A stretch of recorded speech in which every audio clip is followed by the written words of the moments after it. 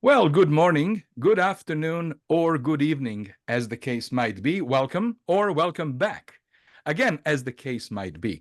My name is Dalibor Petrovic. I'm a partner at Deloitte, and over the last number of years, I've had a pleasure of hosting Deloitte's live webcast channel.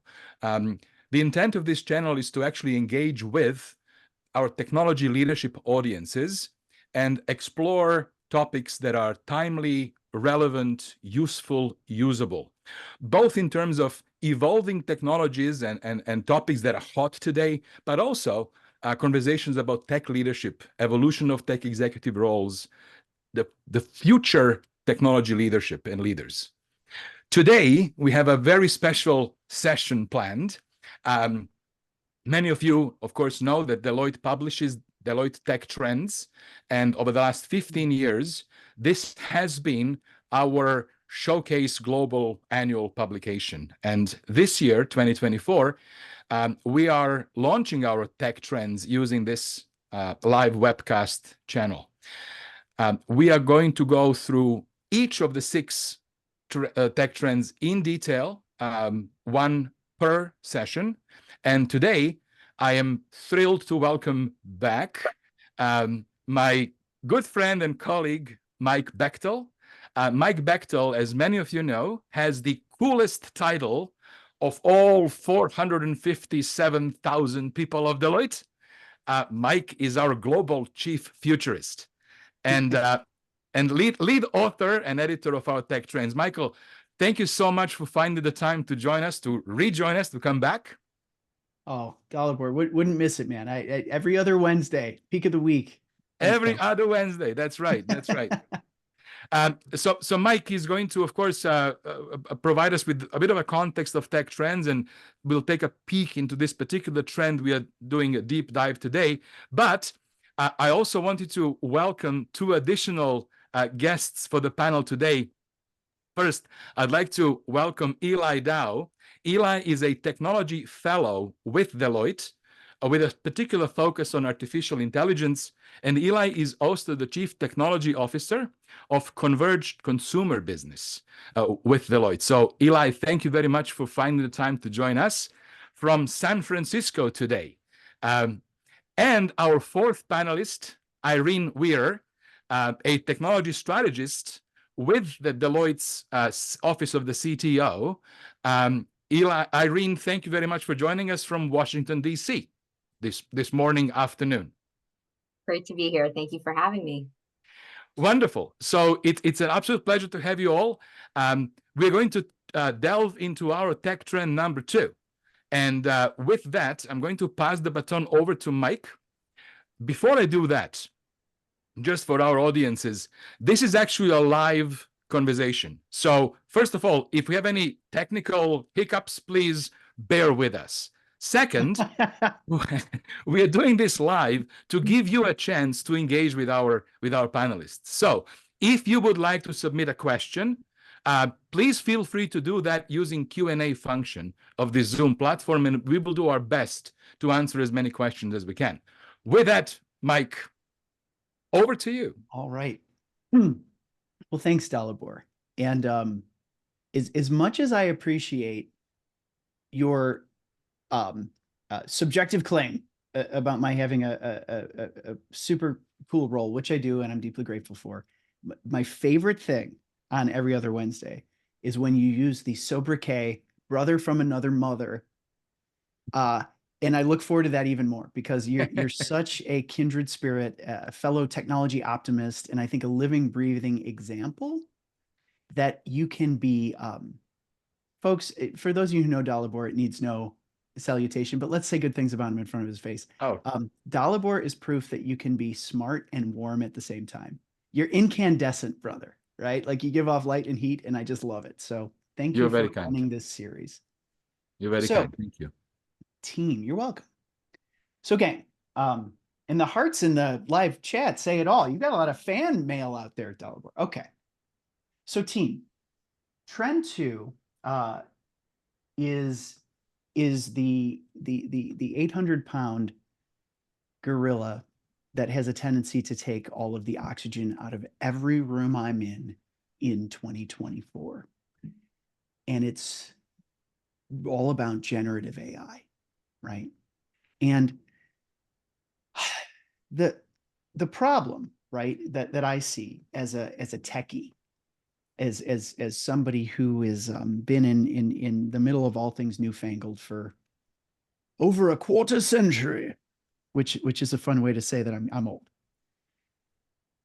is that people are looking at generative AI, or maybe even AI writ large, like an alien life form descended out of the heavens to be feared, or equally weirdly, revered, right? Wow, it's to use the old Arthur C. Clarke-ism, it's so advanced, it's indistinguishable from magic. Yeah. And what I would tell you is, as technology researchers, right, I'll tell you that this stuff is not unprecedented. Okay. It can feel crazy, it can feel funky, but from a science and technology standpoint, this stuff is deeply precedented. Those of you who know our work know this chart. Those seeing it for the first time, super quick flyby. We call this a brief history of the future. And it's this recognition that to do futures work requires that we're actually historians, right? That we make sense of what's coming by extrapolating patterns from our past.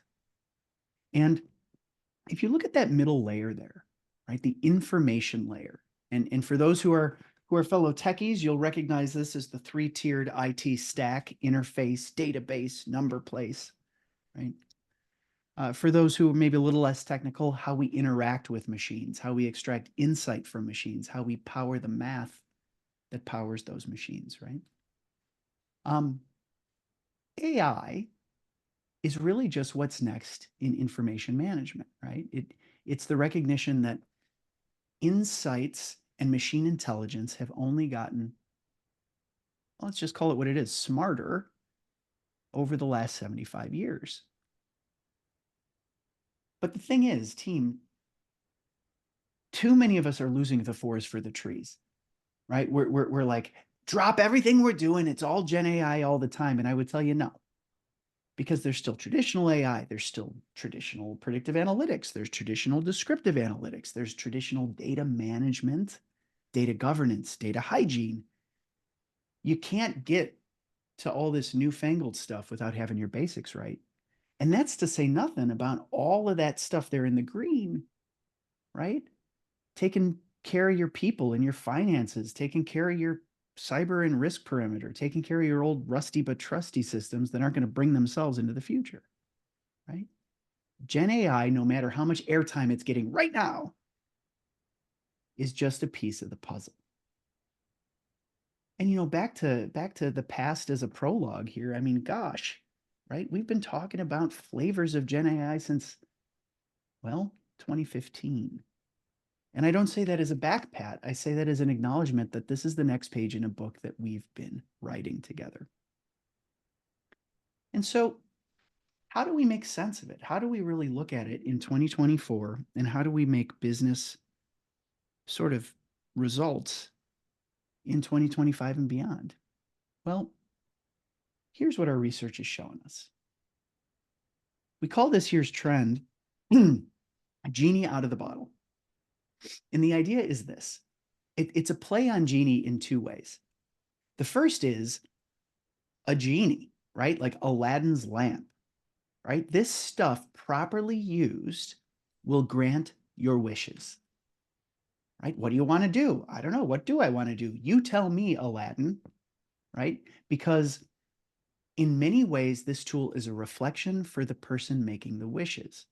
And so what we're seeing is really inspired, audacious, creative, generative humans get dramatically better results from generative AI, right? You've heard the term garbage in, garbage out.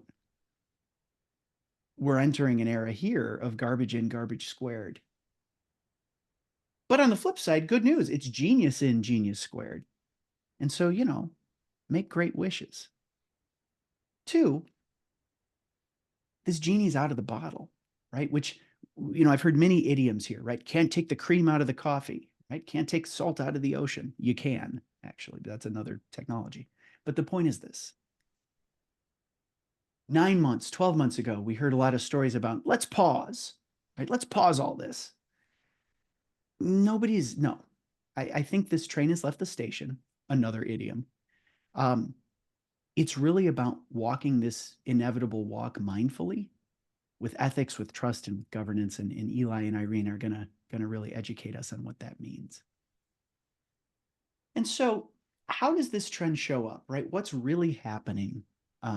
What's really happening in market? Well, I'll tell you, back to 25 years of geekery, yeah, this stuff may have been seen, right, ahead of time. We've been tracking this one, but that doesn't mean it's not surprising, right? We've never seen a rocket ship quite like this in terms of the civilian imagination, right? I'll never forget my Aunt Therese at Thanksgiving here in the US a year and a half ago saying, "Did you know robots can write poems now? It's unbelievable."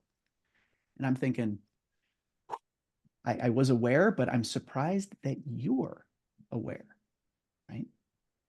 And so the growth curve is undeniable and frankly fatiguing. I mean, if you're like me, you hear about this every day at work and it's getting to be a little bit much.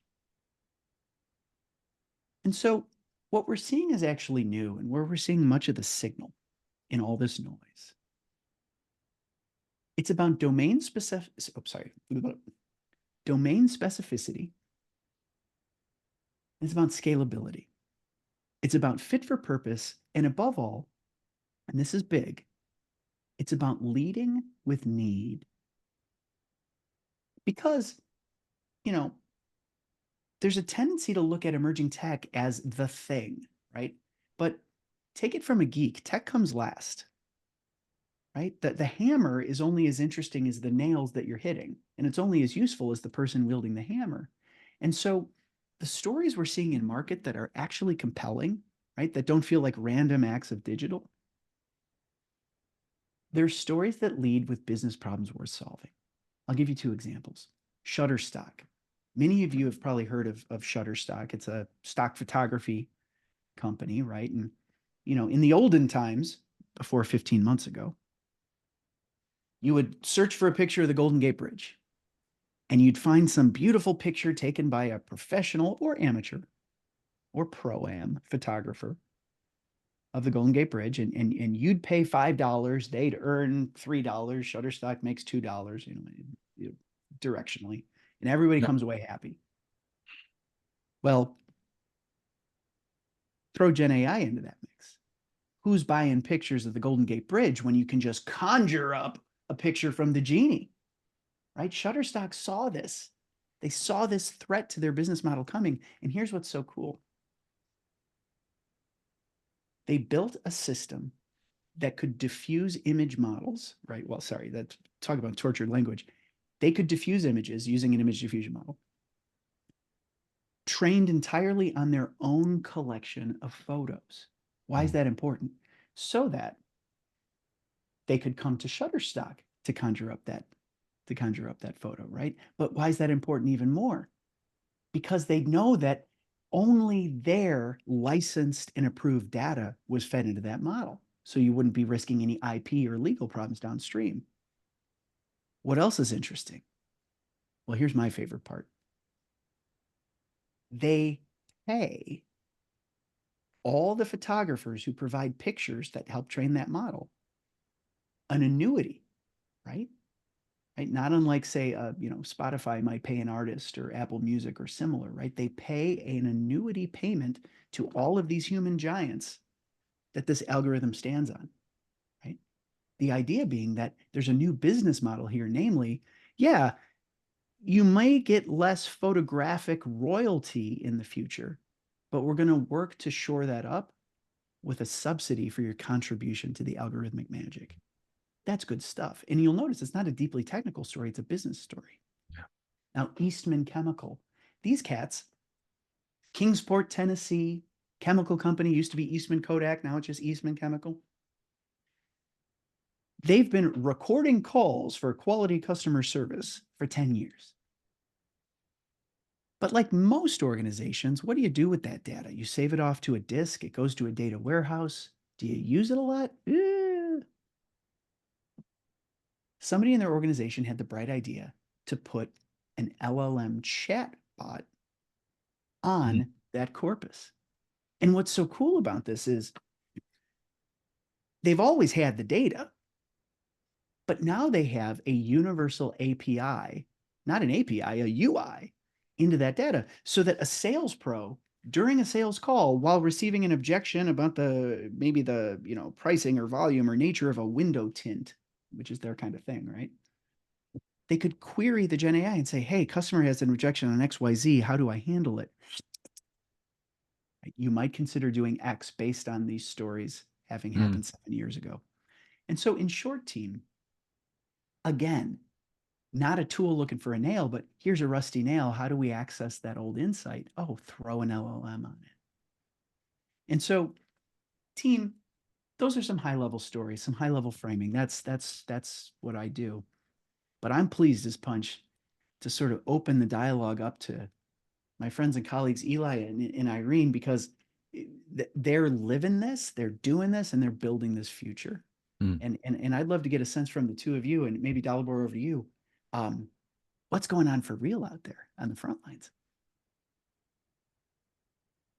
Yeah, I'm happy to talk a little bit about what we're doing within Deloitte to really answer this question around GenAI. So I am a technology strategist within the Office of the CTO. And right now I am focusing on integrating technology architecture into how we ideate, design, and build solutions, not only for our clients, but in service of our Deloitte practitioners. And what we saw over the past year is that investment and client interest was exploding around generative AI. And as you mentioned, Mike, that we've had teams since 2015 working on AI within the firm and also for our clients. But we realized, especially last year, that we have an excellent opportunity to improve our ways of working and collaboration in a more deliberate way to really get all of the juice out of generative AI. So we formed a generative AI architecture working group composed of our most talented Gen AI architects, Eli included. And this group comes together to really help solve some of our most pressing problems from our clients and practitioners. But the catch is that we are answering these problems in a way that can be scaled. So not any one particular use case, but really how do we think about this at a broader, more thematic level? And so just a little bit of how we operate. We are very customer driven. So whether that is our own practitioners or whether that's our clients as a whole, these are our stakeholders, and we prioritized 5 topics that we figured we needed to really get a better handle on collectively so that we could harness the power of generative AI. So those 5 topics include the cost of generative AI. How do we really wrap our heads around that? What's the calculator we need to punch in and give our clients a better idea of what this is going to cost and the value add, should they start using that in their use cases? Trustworthy AI, how do we embed that in everything we do, from the ideation of it all the way to the actual build?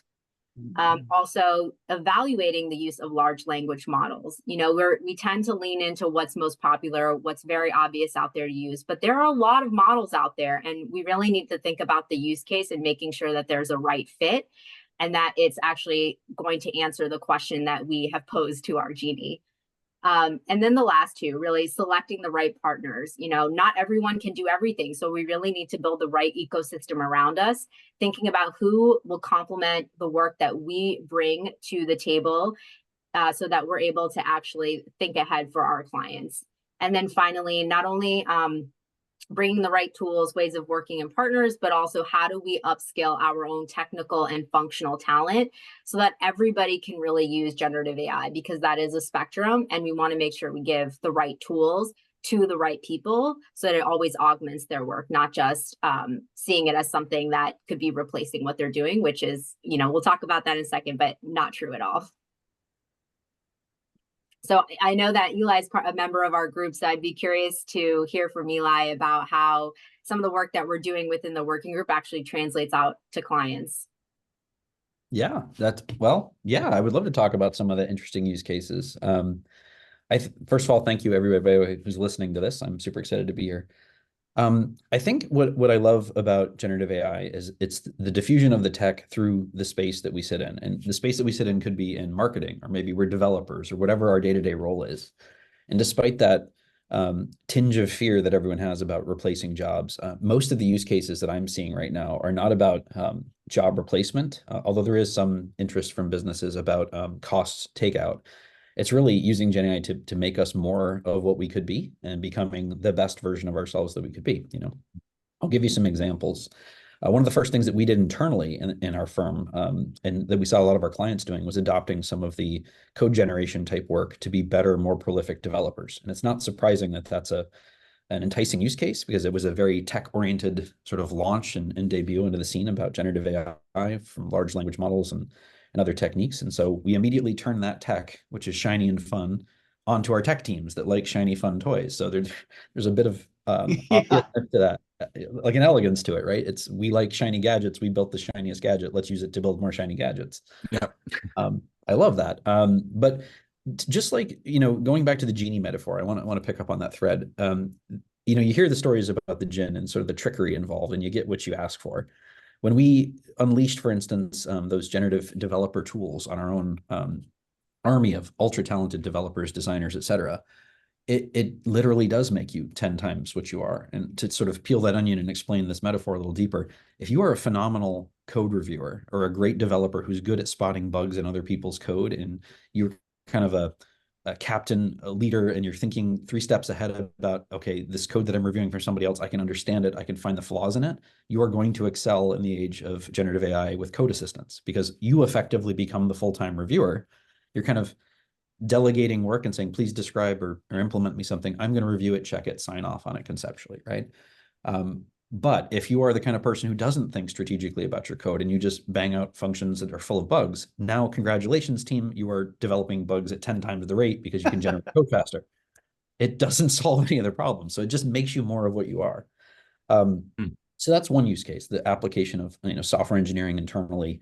But we're seeing great benefits, and we're seeing our clients see great benefits there when you learn to use it judiciously and understand that you do get exactly what you ask for.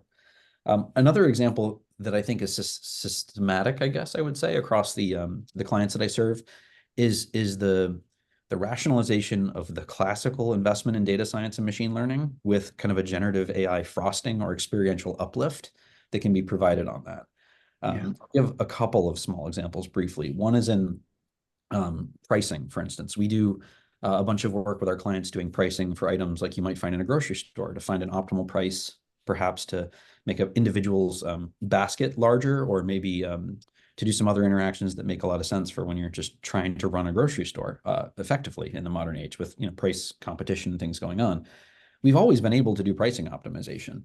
But if you think about the number of SKUs or the items you could buy in a grocery store, it's an astronomically large number of items.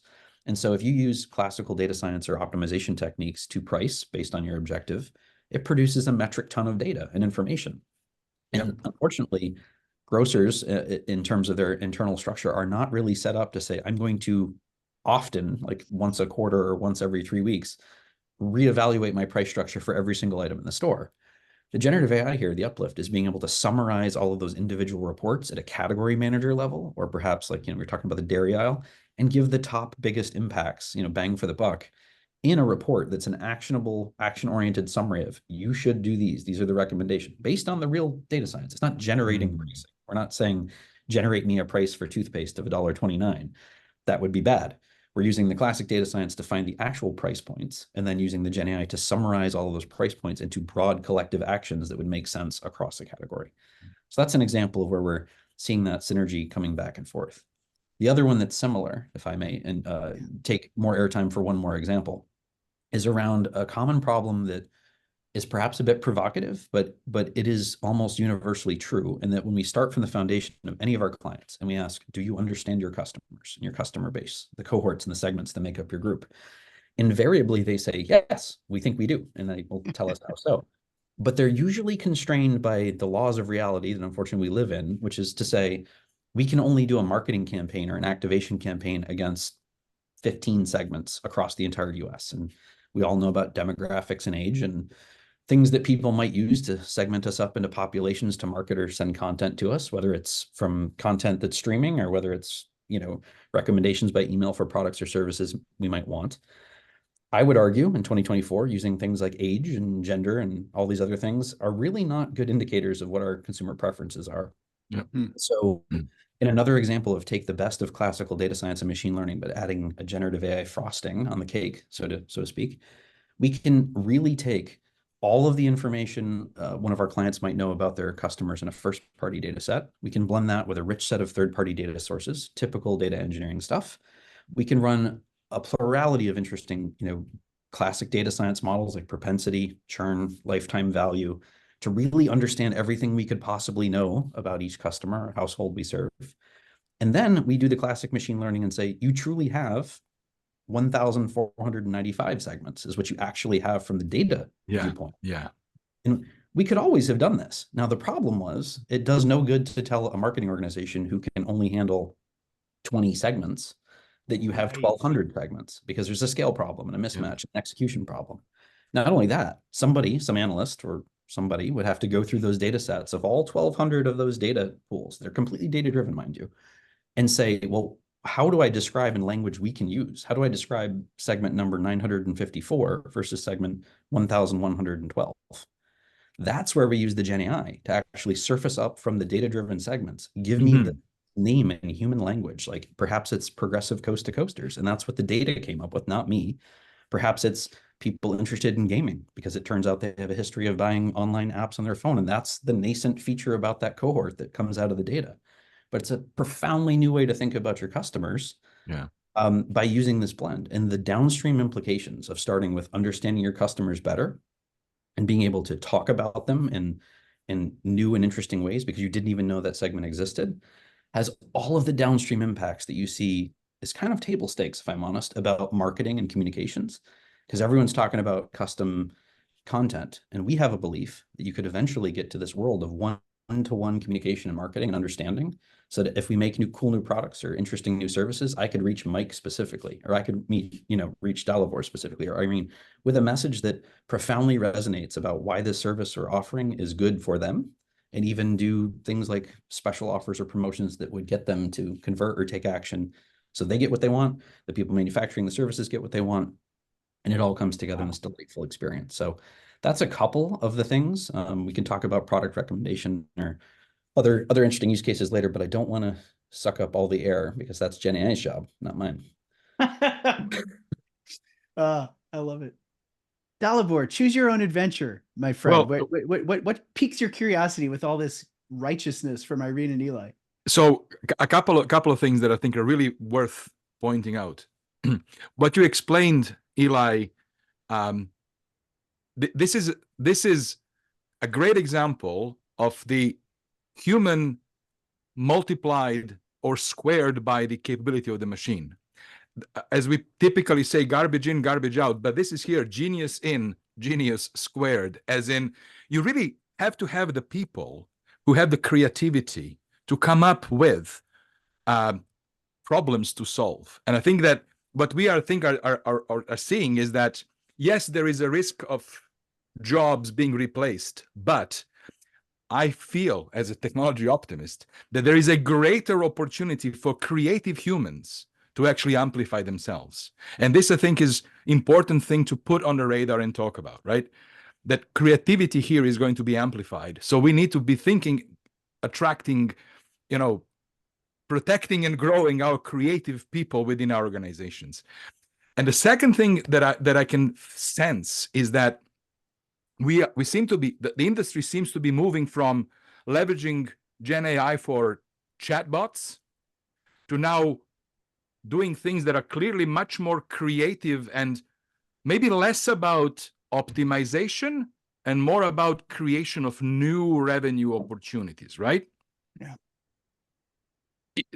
Would you say that that's sort of the trajectory that we seem to be on? So if the question was to me, first, I have to acknowledge your remark about the chatbots, and I might want to even tag Mike in for his perspectives on this. But again, because of the way that large language models were born and we sort of type text prompts and get a prompt back, it sort of was born in a console, a terminal, or you could type chat it, which sort of feels like a chat interface anyway. I'm guilty of actually writing a generative AI shell thing in my previous career at IBM Research years ago. So I love that. I get where it comes from. That's so Eli. Right. Good times. But that chat interface, I definitely want to make sure that Mike comes back to this topic about the plurality of chat explosion we're seeing, which is useful in some contexts. But I think we're going to look back on it at some point and say, why did we constrain our thinking for a period of a year and a half about chats? I think there's a lot more delightful experiences that we can build with GenAI that are not that. But the second part of your question about the future, we should come back to that, I think. Yeah, I just having been momentarily tagged in, and Irene, I'd love your take too. I mean, there's this thing in the history of technology emergence where when a new platform evolves, right? I'm making a point not to say descends from the heavens because we established that's not how to think of it. But when a new medium shows up, there's a known tendency to deliver yesterday's stuff through the new medium, right? And a great example of this is the first television shows, right? The very first television shows were cameras recording radio broadcasts. Yeah. And at the time, it was pretty neat. Like, check it out, you can watch them. But then, like 5 years later, you looked at it, you're like, this is awful. We should film Westerns. Like, we should do something new. And I think, Eli, like that's what you kind of trigger in me here is right now it's like, look, it's a command line. You can type at it. And I think 5 years from now, we'll think that's adorable and anachronistic. Because we'll be on to higher order things. Any thoughts on that one, Irene? I just, keeping things conversational. Yeah, definitely. When we talk about upskilling our own talent and our functional resources as well, I think that everyone is very excited about now being able to use any sort of chatbot to augment the work that they're doing. And so there's that piece of just wrapping your head around what's broadly accessible to people, which are the chatbots. But I think to your point, once that just becomes standard and we're all just like using that in our everyday, we'll start to tap back into the creative elements of our brain again of how else can we use this to augment the work that we're doing. And so I think that's top of mind for us as well, is how do we get to a baseline level across a very wide organization of understanding, and then can we collectively also move forward and thinking about some of those more creative use cases. I think that's a very good moment to me to ask this question. Eli shared a couple of real examples of what's happening right today with clients. Eli, what do you feel is the immediate next? Like, if you were to think about use cases that are truly sort of innovating and stretching the art of the currently possible, what would some of those be? Yeah, this gets to the second part of your question. So this is perfect bringing it back. So we just talked about creativity and kind of that the ability to kind of deviate from the chat thinking. And I think what I'm seeing for the really, really forward-thinking clients right now, which I like to think is the precipice of a wave that will follow, is the folks that are not just looking for cost takeout on things like automating reports and what have you, which is perfectly good use of generative AI. Yeah. It's more about actually thinking again about white space ideation and being a assistant to your brain to help you come up with new products and services. I'm working with a large consumer product goods company right now who has a wonderful problem in that they have excess capacity in their manufacturing lines, but they're constrained by certain ingredients and things that they already have. They've worked with us to understand their customer cohorts and segments and finding they have underserved or underrepresented groups that they should be building more products and services for. And so what we're doing is actually using generative AI in a truly generative fashion to actually iterate with them in this white space of what new product should I make that could end up in a grocery store, for an example. And forgive me for using a lot of grocery examples, but sort of tracks for this particular narrative. We can all relate to the groceries, right? We all buy groceries. Go and eat, right? So this thought of, I have a certain set of equipment in my manufacturing line. I have a certain set of ingredients that I have available with a light lift, the lightest possible lift. What could I add for, net new ingredients or ways of using existing equipment to produce alternative products? You could think about machines that make dough. They could make a crust or whatever. Maybe they're making something that looks like a pizza. Maybe they're making something that looks like a sandwich, but you could take the same machine with some small modifications to the assembly line and build variants. And so working through with generative AI, we've been able to do things like provide twists on current recipes or different combinations they could produce based on the classic data science, again, about what features, or we call them attributes, about their existing products have resonated strongly from different things they've made in the past, and taking all of those best features and remixing them in the GenAI blender with the data science classic blender kind of together to actually come up with new recipes that they can do in the test kitchens. And what's even more profoundly interesting is you can go from a test kitchen recipe and ask the GenAI to help you scale it to commercial scale recipes, which, as we know, for various reasons, typically use substitutes that are more commercially available. Things like sugar get substituted for high fructose corn syrup and other things. But it's really, really amazing when you start seeing companies look at white space ideation and all the things that they could be doing that they just didn't have the bandwidth or human capacity to do in the past. And that's what gets me really excited about the next wave of things, next wave of GenAI. Do you find that there's a bit of a learning curve in understanding what data they have available to them and how to use that even for the next wave of use cases? I'm just curious how customers have been thinking about what they have today and how that could unfold in the future. Yeah, I love that question because we have to acknowledge, back to Mike's past his prologue kind of concept here, the decades of investment on big data. I mean, I literally remember for 20 years, big data, big data. Everybody was archiving it with no idea what the hell they were going to do with it. Pardon my French. Right.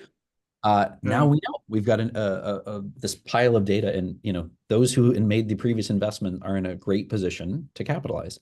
So your question about, like, do they have the right data and how do they make use of it? The related questions that come up, number 1 and 2 for me, is, did you collect the right data historically? You might have collected all the things you thought were relevant, but it turns out maybe you missed some. So understanding that. And then 2, once you kind of have your data there and you kind of look through how you could take action on it, it's really interesting that the fear comes out then, because they're saying, cool, we could build net new white space categories, right? But this is literally the fear moment where they say, how do we do that? How do we use Gen AI without putting my crown jewel potential next products like out in some public service that's offering me the generative AI as a service? Because a lot of these things, large language models specifically, are offered through an interface from a trusted partner or an alliance vendor, et cetera.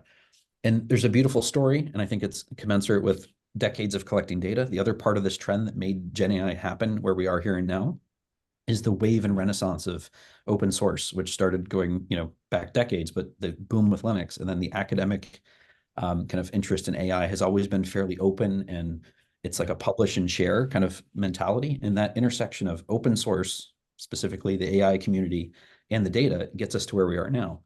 So because the open source community has basically pushed a lot of this, although, pushed right to the limits by commercial entities that are large, hyperscalers and what have you, we can offer a choice. Our customers can say, hey, I want to do the forward-looking stuff, and maybe I want to do an on-prem deployment of something that was packaged up open source that gets me 95% of the value as a POC internally with no risk because it's in my firewall, it's running entirely in my environment.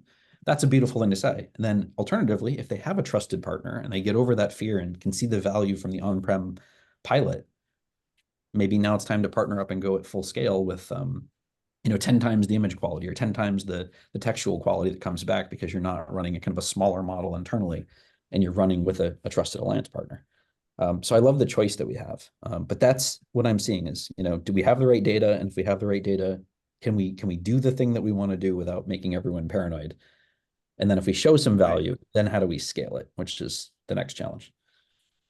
Yeah, I think within the working group, there's been an interesting conversation around large language models between public LLMs, private LLMs, and also fine-tuned large language models. And we're finding that a lot of use cases really can be addressed quite effectively and cost effectively as well by having those fine-tuned models. So relying on that public open source data, but then adding a layer or a wrapper around there to really focus on your grocery customer, for example. without necessarily having it be a price exorbitant solution. Team, I've noticed that our Q&A is lit up. Lousy with I vote that can be a complimentary word. It's lousy with great questions. Look it up. It's a weird use of the term. But Dalibor, what's your favorite in here that you might want to ask to Irene or Eli? So there's a comment that with Gen AI seems to be at this particular moment in the famous Gartner hype cycle, right? So off the page. There's a question like, to what degree do you feel there is a risk of significant gap that is created between the pumped up expectations versus what is physically possible? In terms of how do you find that gap exists? How would you comment on that? It was an excellent question. Thank you, Sebastian, by the way. Yeah. I'll speak briefly by my standards. Yeah. I think there's a dialectic here, which is nerd word for two things true at the same time. Mm-hmm. The geezer in me says, hype cycle, it's off the page. Like, because again, I've never seen anything quite this tall on that chart in 25 years of seeing things. And I think it's warranted because here's why. So many emerging techs are hammers looking for nails. And what excites me about this particular space is that people are leading with need. Right? That organizations are saying, we could do this, we could do that. What about that? And so I had an old business partner from Appalachia, right? West Virginia Energy. And he would always say, Mike, you cannot push a rope, which was his way to say that like no amount of pushing a hammer on somebody's gonna get a project done. I'm seeing pull from folks. And that's what makes me feel like this is more hope than hype, personally. Irene, I'd love to get your blink. You've been tech stratting for some time yourself. I mean, what, is snake oil or signal? What's your verdict? I think especially last year, I think the difference between hype and reality is probably at its widest, but it's now that gap is closing as as the year is progressing, right? And so where a lot of excitement has taken place, I think that people are now switching more to what use cases can I answer now, and recognizing that there's the infrastructure is going in the right direction, compute power is going in the right direction to actually start to meet the potential of those use cases that might be a little bit further down the line. So I do think a lot of people are optimistic about it, and that gap between reality and a pipe dream is slowly closing in. Yeah. That's very good. That's very good. There's another very, I think, important question to address. And Paolo asks or comments that Gen AI clearly is a force multiplier for creatives, right? But what do we do with the majority of people who perhaps do not feel that they are those, great creatives or risk takers, right? That's actually it's an interesting question. Yeah, that's true, right? Yeah, the optimism you tend to find the optimism in the I was speaking with a journalist this morning whose assessment on all the techno optimism here, he said, I find this validating as an arts and letters person, right? And so yeah, Eli, I'll spitball here. I think there's going to be explicit upskilling and retraining energy going on, right? Disruption in the micro that finds people relearning new skills and all that. But I also suspect that even people who don't fancy themselves as traditionally creative, what they are typically are analytic, discerning, problem solvers. And I think to some of your points, Eli, like in this chat box moment where it's paint me a picture, write me a poem, yeah, it's less for you. But when it's summarize these documents and provide a maximum net present value strategy for the capital, right? Yeah. They're going to be like, oh, it's for me too. So I have a feeling people are going to find themselves a different kind of creative use case. No, Go ahead, Eli. I was going to say, I think the two things that I want to acknowledge is one, that almost everyone is truly a creative person if they could be.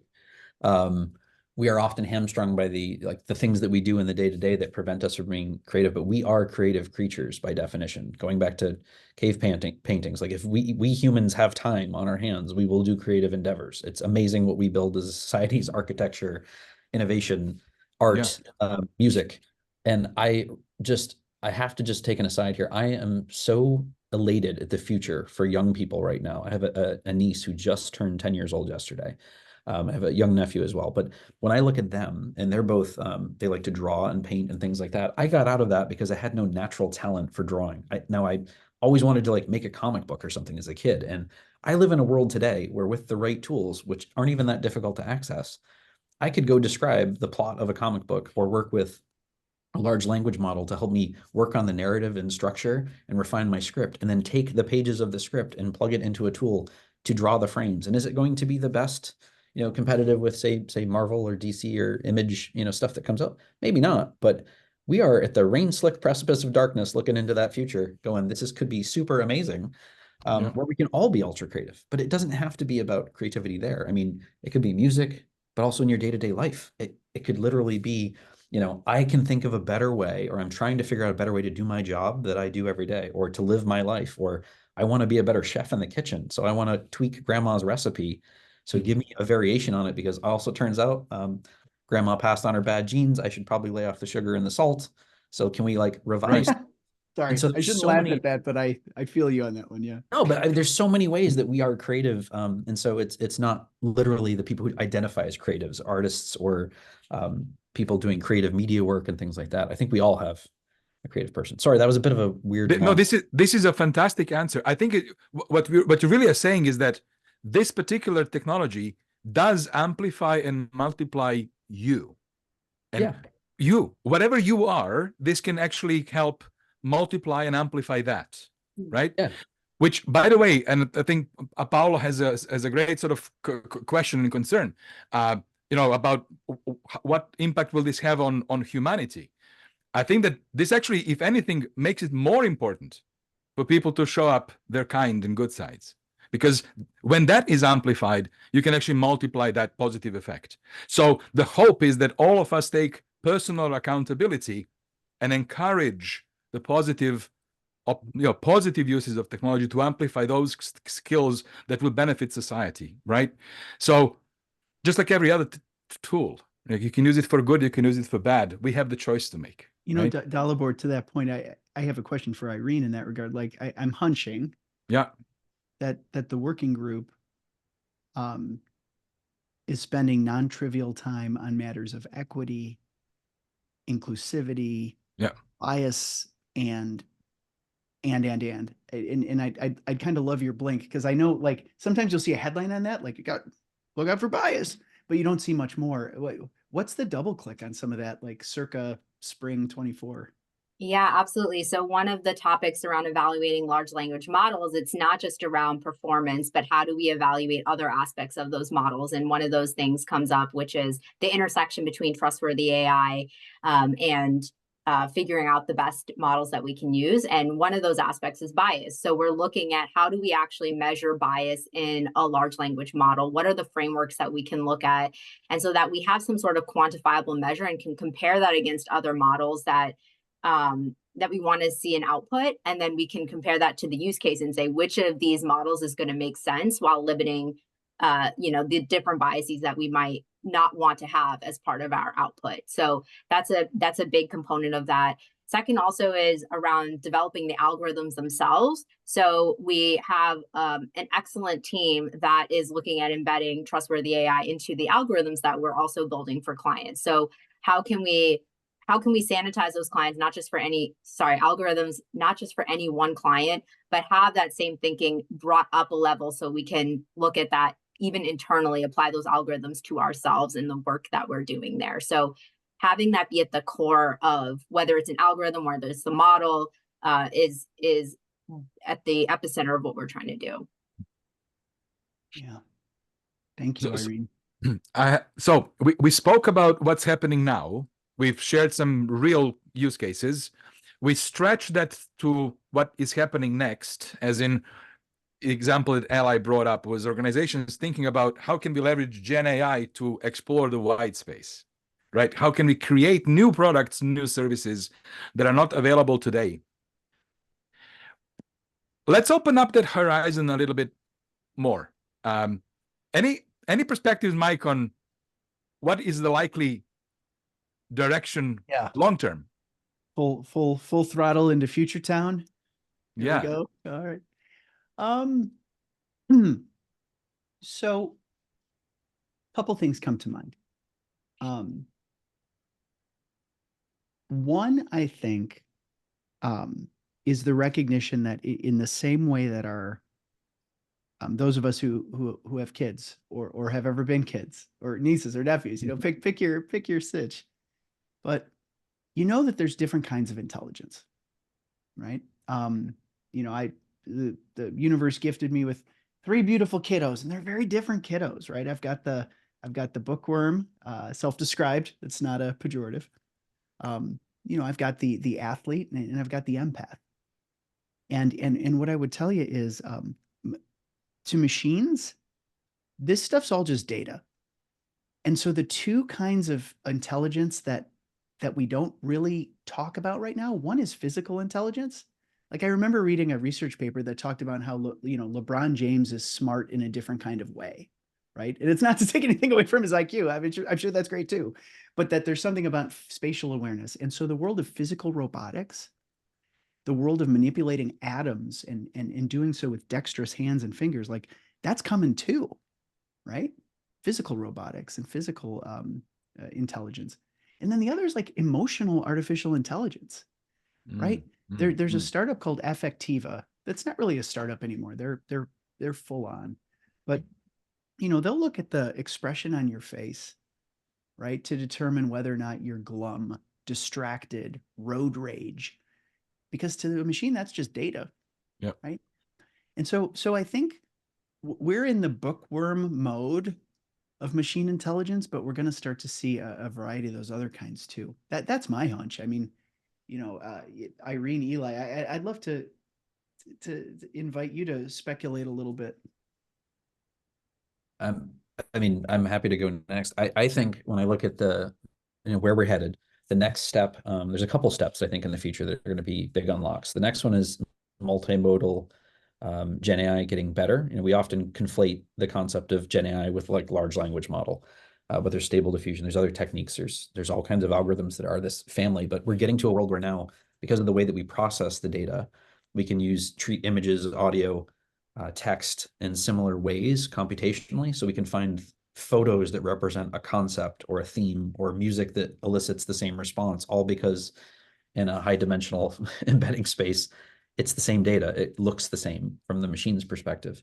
So I think it's going to be amazing that we can have these access to more modalities. So if you're maybe good at painting, you can now turn your paintings to the audio representation, or you can make a full movie, or all this creativity stuff. But I think where it comes home for me, the second most important thing is that we're on a trajectory of being able to share data in new ways using weird encryption technologies that let you pull your data that maybe is your crown jewel data with someone else's. And that's like an exponential unlock on this. Like we're doing amazing things when people have curated data now.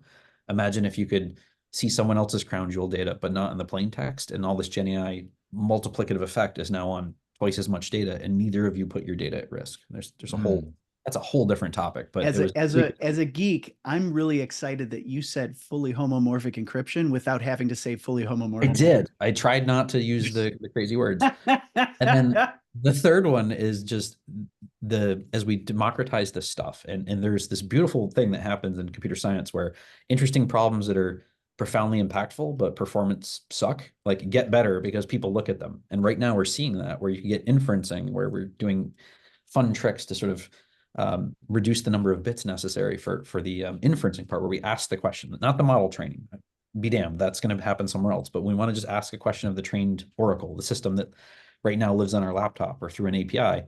We're going to have those in every wearable thing. And the new modalities of computing, whether it's AR, VR glasses, I don't know, whether it's implants for folks that aren't physically able to speak and can't communicate, like we are going to see some amazing stuff where in the future, we're going to be surrounded by like ambient computing, like the ability to just ask the room the question, to talk to your data. And I think we're going to see a profound shift if this trend continues, where we're less clicky and more doing what humans are made to do, is have a conversation, and probably not through typing text, but like an actual conversation about data and what we want to see, and just all those things coming together, I think are on the horizon of the next big stair steps. Yeah. In this. I love how you described it. Talk to your data. That's I love that. Talk to your data. The ambient computing and talking to your data. We maybe have one more time for one more question. Mike, do you have a choice of the questions to answer that you would like to bring up? Like the one that came last from Ian on your perspectives on the government regulation, need for some form of government regulation, some guidelines.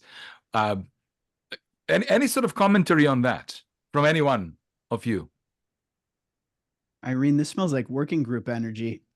Yeah, this actually came literally last week when we were discussing this for a few different topics, which was not necessarily the commentary on whether we should have it or not, but rather than it's always incorporating it in everything that we're doing. So we are acknowledging that there is some sort of legislation or some anticipation, and that we are, whatever use cases we're going to be addressing with our clients, we keep that at the core of how we're answering it. So it's not necessarily, it's always compliant, but yet it's going to be something that is brings delight to our customers as well. Yeah. You know, I've started to see, I had a friend, an old research buddy, protecting the innocent / guilty in this matter. But I remember him opining on social media. He said, enjoy this magic, enjoy this genie while it lasts. And I don't think this is a provocative statement. I think it's just clever and adult. He said, enjoy this while it lasts before the lawyers get involved. And I smiled, because it didn't occur to me that what we might be playing with now might be super different in a couple of years. And I've started to see that. I'm putting together a talk, sorry, plug, but our team has a presentation at South by Southwest this coming weekend, where we talk about the power of fiction as a means of creating case studies for the future in a world that always wants case studies. But what do you do when you don't have them? Well, I asked to create a pastiche of 10 classic fiction books in a visual image from the Genie. And the Genie came back and said, nope, can't do that. Can't do that. And I said, how come? And it said, well, for various copyright reasons, we're not allowed to mix and match protagonists from copyrighted works. I said, do it for non-copyrighted. Right? Let's go Dracula, right? And it said, yeah, I can't do that. And I can assure you it would have done that 2 months ago. And so I suspect it's not going to nip it in the bud. I just think we're going to start finding more in the way of dead ends and than we have in this first year and a half of game on. Yeah, that is actually a very interesting and certainly I think a very, very real and right observation. Yeah, it's appropriate. Like, I get it. Like, but I was, it's just, I mean, we know these things repeats in history. You know, we know what Wild West felt like, and then sheriffs showed up in towns, right? Right. Or even the early internet. Yes. Right. Like, remember when everybody had their own webpage? So, ladies and gentlemen, we're coming at our time. So, I would like to first of all thank you so very much for sharing your wisdom and your experience and your thoughts. And of course, for giving us your time. This was wonderful. And for the audience, we have recorded the session. We will post the link on our LinkedIn channel. And you will, of course, be able to view it.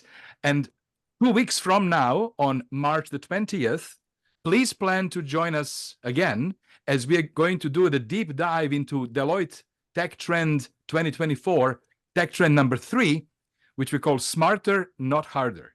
Beyond brute force compute. So I very much look forward to seeing you all there. And with that, Eli, Mike, Irene, thank you so very much for sharing your wisdom and your thoughts. And of course, for the audience, we have recorded the session. We will post the link on our LinkedIn channel. And you will, of course, be able to view it. And for the audience, please plan to join us again, as we are going to do the deep dive into Deloitte Tech Trend 2024, Tech Trend number 3, which we call Smarter, Not Harder. Beyond brute force compute. So I very much look forward to seeing you all there. And with that, Eli, Irene, thank you so very much.